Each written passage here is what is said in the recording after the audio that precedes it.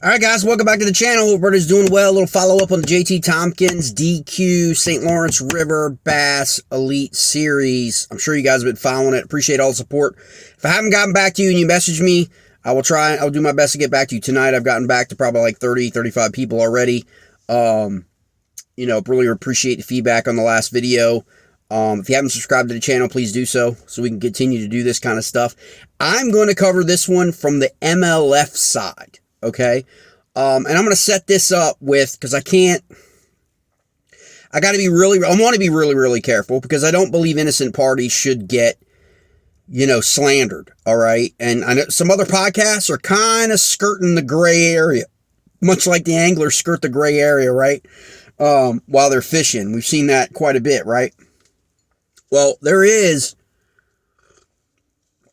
a gray area in the podcasting community. Okay. So on advice of in-house legal counsel, for those of you who know me, you know what I'm talking about. So on advice of in-house legal counsel, I'm not going to mention any names. You can find these names on other podcasts.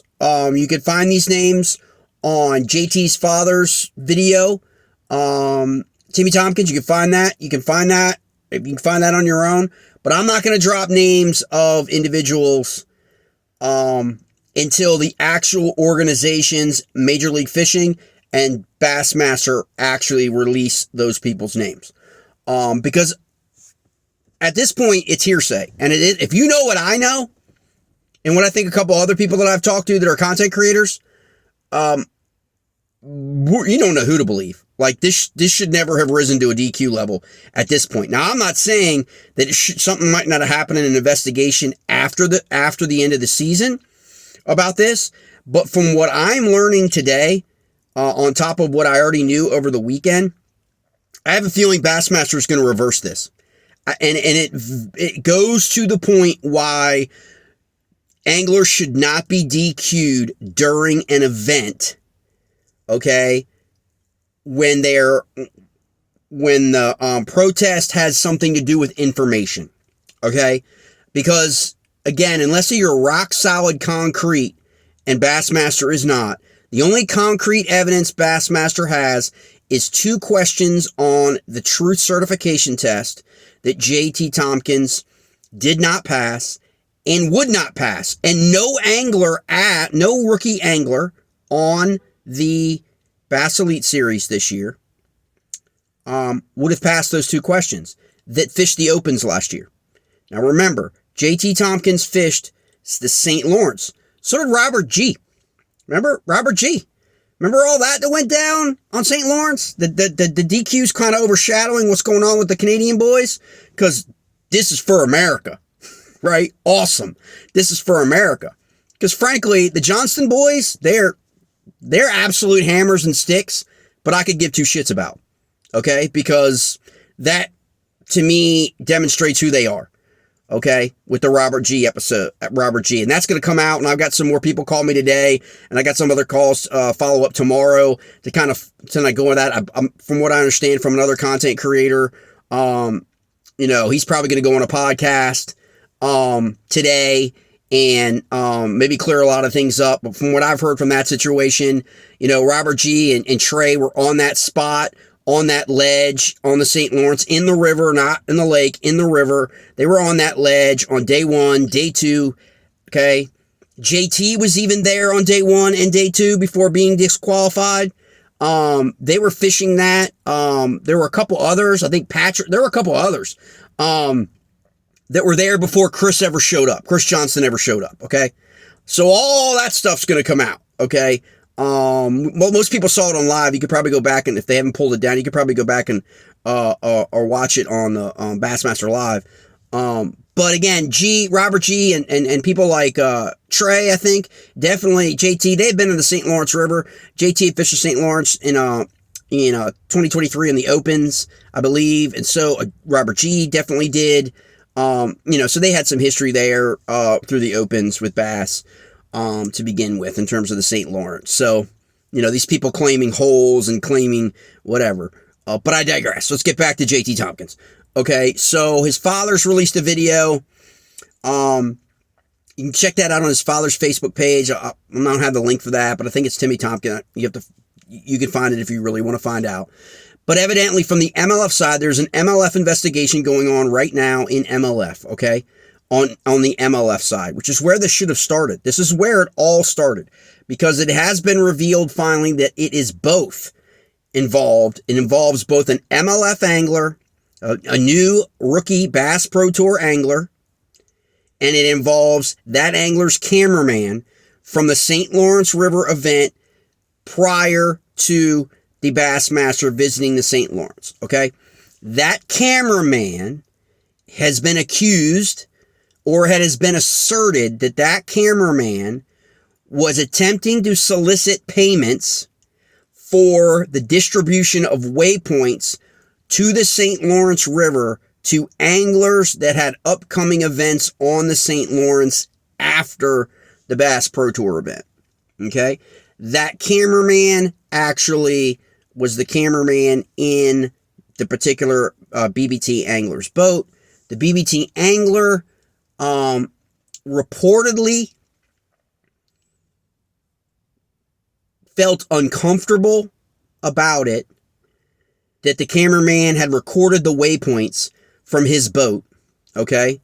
And evidently saw communications with other anglers. I don't know how he saw it on somebody's phone. I don't know, but it sounds like there was some communication between the cameraman and the angler about who the cameraman was talking to. And whatever that. Now, how in the hell someone in the MLF camera media community thinks that this is even appropriate, I don't know. Okay? But instead of the angler at the outset, instead of the angler immediately going to MLF and reporting the cameraman immediately, okay, upon learning of this, he evidently spoke to another individual on the Bass Elite Series, and that individual is the individual that reported the protest to Bass. I'm not going to release that angler's name until Bass releases that angler's name, okay? But he filed a protest based on the information that the MLF Bass Pro Tour rookie told him. They are evidently fish together and are friends, okay? So in their conversation, okay, after the Bass Pro Tour event, whenever it was, a day or two after the Bass Pro Tour event, that this information was being disseminated among multiple anglers, okay? Could be Bass Open anglers, could be Toyota Series anglers, could be JT, right? And the claim was made to this Bass Elite angler that JT Tomkins' name was on or seen on the phone, okay? Now, I have been told, do not know if this is true or not, from inside MLF camps, that this has since been walked back. That the Bass Pro Tour angler has walked back the assertion made that he saw JT Tomkins' name on the phone. Whether that's true or not, we're gonna find out. Okay, but let's get back to JT Tomkins' failure of a true certification test of what we know today. What we know is he failed the Rule 3, the C, Rule 3, and 14, right, which were communication. It stemmed from any information that you had gotten that's in a river or a creek or any pertaining to the event that would give you an unfair advantage, that kind of information, right? Of course, he failed that test, okay? Because why JT failed that test? Remember the problem that was raised on the Zaldane podcast, okay, this season, about rookies being able to fish and have access to waters that the 2024 season was going to have for the Bassmaster Elite Series. So JT answering that question, he failed that question, okay? But we're not sure whether he answered that a question in the affirmative and that was the problem, or he denied. But the reality of it is he did receive information in 2023 at the end of the season while he was still on the Opens, but he was not yet raised to the Elite Series, even though he may have known all these. This has happened with Trey. It's happened with a bunch of rookies this year where they went and fished. They could fish those lakes that were going to be on this season for Bassmaster. And then they, while elite anglers couldn't do that, right, in the off season, but those open anglers could still do it, right?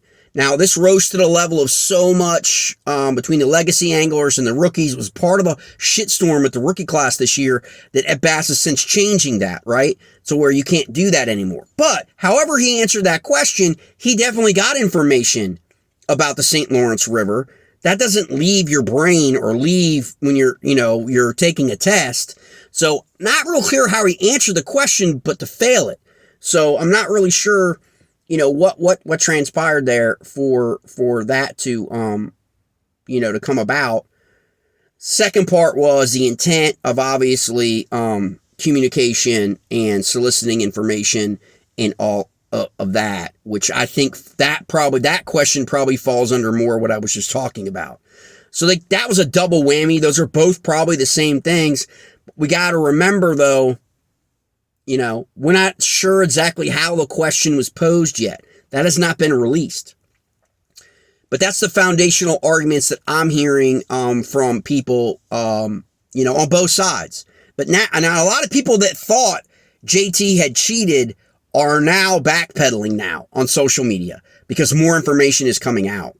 Okay. And you're beginning to see what's happening. Like, this doesn't make any sense.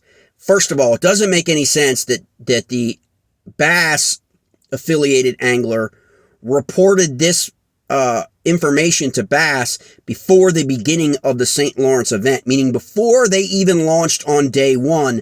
Bass already had this protest. Okay, that's what's being rumored now. I've put a call in to try and figure out whether or not that's exactly true or not. I'm not sure we're ever going to find out whether that's exactly true or not. But if it is, it begs the question, why did Bass let JT begin the event and fish for 2 days? Okay, so that's kind of up in the air in terms of when exactly was the protest filed. Okay. The second part of this is heads need to roll, right? Like, I mean, I don't know how you sugarcoat a cameraman, an MLF official, an official selling waypoints. How long has this individual been doing that? That was the question I had. Well, evidently, this is not the first time this individual has been suspected of doing shady shit on the MLF. Okay? Now remember, this guy is in the boat with a Bass Pro Tour angler. Okay? We're not talking like marshals. Okay? He's a cameraman. Okay? So he's probably been in the boats with a lot of top anglers throughout events. Okay? And so once it's finally disclosed who this cameraman is, people are going to be able to see all the anglers or find out all the anglers that he has worked with in the boat and whether or not, how deep does this rabbit hole go? This, from what I'm understanding, there has been suspicion about this guy for quite a while. Okay. Which is, again, rumors and innuendo. And I don't know whether MLF has known about it or didn't do anything about it or what, or couldn't prove it or what. But evidently, every single angler on the Toyota series that received those waypoints from that cameraman should be banned. They should be banned. They should never be able to fish in the Toyota invitation, the Tackle House Invitationals or the Bass Pro Tour. Period. Now, whether or not they want to freaking let them stay in the Toyota series, okay, but I would say you're done. You cannot receive information like that, waypoints, knowingly. Okay, and still remain in the sport. This is where the hammer needs to get dropped, okay, to set the message. None of the gray shit anymore. And this is on MLF. MLF has an opportunity to right their own ship for the problems that they've had, going into 2025, and they can start right now. They can make sure that they make it not only like job, you will be fired, but you also could be held legally accountable for selling waypoints as a cameraman or as a marshal or as whatever. Okay? They need to address that. Now, the Bass Pro Tour angler, now there are going to be people who are going to argue he did the right thing, but when did he do the right thing? That's going to be the bigger question. I'm not saying, I mean, he did end up reporting, I think, to MLF, or is participating in the current investigation of the cameraman in MLF. But he did have a conversation with someone at Bass. Why that conversation took place, why that conversation would ever take place, it seems to me there's some intentionality there, okay? And these are young guys. Again, this is a rookie on the Bass Pro Tour, okay? And concerning a rookie on the Bass Elite Series. And I'm not so sure that you don't contact someone in the Bass Elite Series if your intentionality is not to get someone on the Bass Elite Series investigated. And if that was the case, did he need that individual in Bass to do it, or could he have just called Bass? Could he have just called Bassmaster and been like, hey, I'm so-and-so. He's a professional angler. Now, I can know he's not in Bassmaster, but is that the gray area that he needed? He needed to give this information to another angler in the Bassmaster event community so then they could file the protest? Like, this is, and then the information that was given to him is now being backpedaled from. Because according to the protest, from what I understand, according to the protest, the information that was provided, the person giving the protest, asking for the protest, okay, said JT Tomkins' name was on the thread or on the message or on the chat. And it was JT Tomkins' name was seen on the message, on the chat, that he got this information and he got all these waypoints and he got all this, okay? Well, now that BBT angler is backpedaling from that he never did see JT's name, okay? And so that was the foundation of the protest. So my guess is this protest has got to be null and voided now. This whole thing's got to be thrown out, because if the guy who originally provided the information to the guy who filed the protest, if he's not standing by that information anymore, and he's saying, I didn't say that, or I never saw JT's name, where did the guy who filed the protest get JT Tompkins' name from? So now the investigation is going to turn on this other angler who filed the protest, which is what I said in my first video, is the person filing the protest being true certified? Okay? This thing runs pretty damn deep, guys. Like, I'm dead serious. There's a lot of this happens. Okay? It does between both tours. Guys talking to other people. Guys have friends in both organizations, okay? Information goes back and forth and up and down in MLF and back and forth between Bass. Okay? It just does. And this is going to highlight the fact of how hollow the real rules are. Okay? And I can tell you, in my opinion, okay, from what I've followed in the last few years, if we're talking about a non-rookie, if we're talking about an angler who's been on the Bass Elite Series for more than 5 or 10 years, or we're talking about an MLF top-tier angler, this doesn't rise to the level of DQ. I don't even think the guy gets investigated. But because it's a rookie. Now, I want you to keep in some mind, guys, when people are out there talking about JT in a negative light, okay? There's always been these dark clouds around these anglers, okay? The rookie class this year. We all know that. But JT fished the same spots that he fished the Open in, that he finished 7th place in, okay? He went to the same area. It's basically a honey hole, a community hole, ledge hole on the river, okay? That those guys, all the rookies were there on day one, okay? Like 5 rookies were there on day one, nobody else, okay? From what I've been told, nobody else, okay? JT, Trey, Robert, and 2 other ones. Okay, so they knew from the Opens that this was, okay, and so I'm going to be really interested today, if from what I understand from some other content creators, that Robert's doing an interview. I don't know if the Johnsons are doing an interview or not. You know, I did get a message that evidently Corey Johnson reached out to Robert G and apologized for the viral video that went out Okay, whatever. I guess that makes it all okay. That you basically threatened to like punch somebody in the face. But anyway, that is what it is. This is for America. That's all I gotta say. This is for America. And we'll interesting to see how that pans out.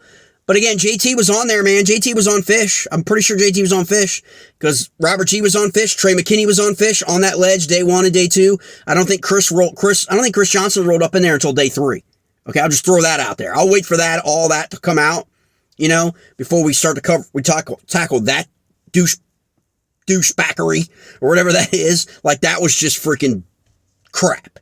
Okay, and I know most people think that it's not taking away anything from the Johnston boys. It's just crap that you do that. You don't roll up on a guy, come on. Who's fished it for 2 days and it got 26 pounds or 24 pounds or 26 pounds. And you don't roll up on a guy. I don't care who the hell you are.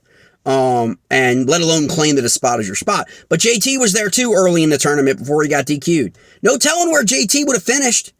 He was in contention for Rookie of the Year. This is why this is such a big deal. Okay? A big deal. And why there needs to be now, unfortunately, and I like Trey, but there needs to be an asterisk. There needs to be an asterisk under the Rookie of the Year for 2024.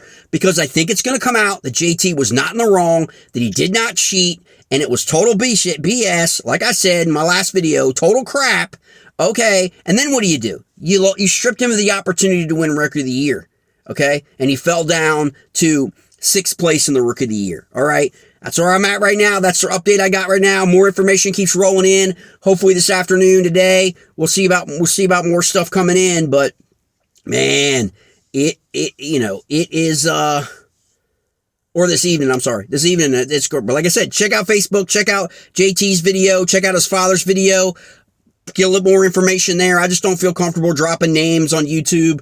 Gotten that advice, the legal advice for that, because you just don't know in these things. There could be some criminal stuff in this. There could be some slanderous stuff in this. There could be a lot of stuff in this all wrapped up. And it doesn't sound like for Bass, it's going to be a nice little bow in this one. All right, guys.